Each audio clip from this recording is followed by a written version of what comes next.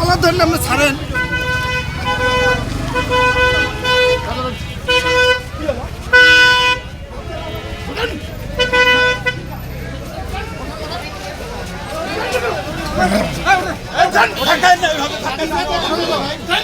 অসুস্থ লোক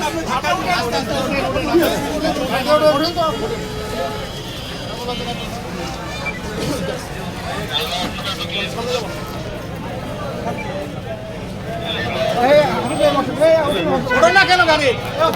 মতো দাঁড়িয়ে থাকে এরা